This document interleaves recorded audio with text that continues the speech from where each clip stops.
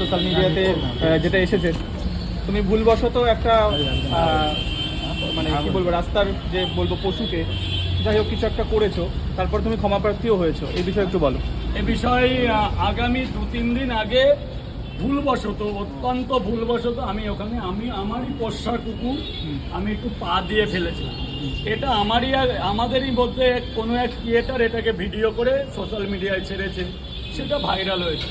জনস্বার্থে আমি ক্ষমা প্রার্থনা চেয়েছি। অনেক অ্যানিমেল রিসার্চ নিয়ে যারা থাকে তারা অনেক পশুপ্রেমিকরা, আমি প্রথমত পশুপ্রেমীর কাছে ক্ষমা চেয়ে নিচ্ছি।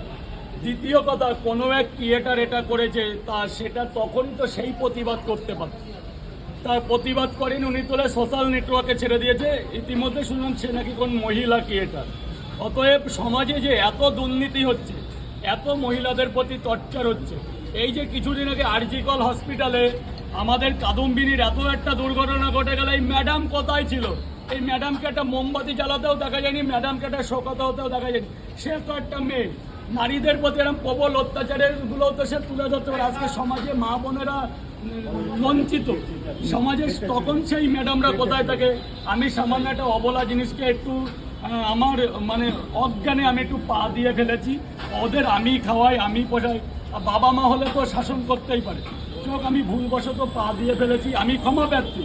কিন্তু এই যে ক্রিয়েটারটা আমার ভিডিও করেছে সে তো তখন প্রতিবাদ করতে পারতো, ভিডিও করেই প্রতিবাদ করতো যে কেন তুমি এরকম করলে। সমাজে এত লাঞ্ছনা হচ্ছে নারীরা, আজকে সেই নারী হয়ে নারী তো নারীর কোনো প্রতিবাদ করছে না।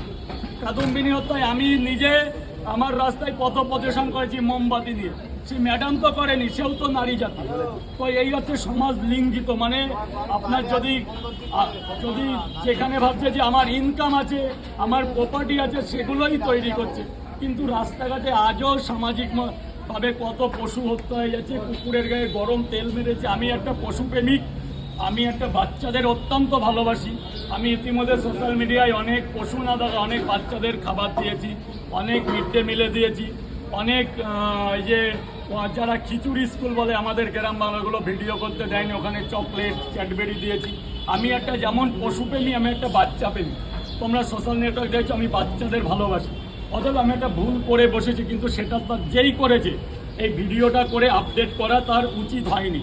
যেহেতু সে আমাকে পরে বলতে পারতো রাজুদা এটা কিন্তু তোমার ভুল হচ্ছে।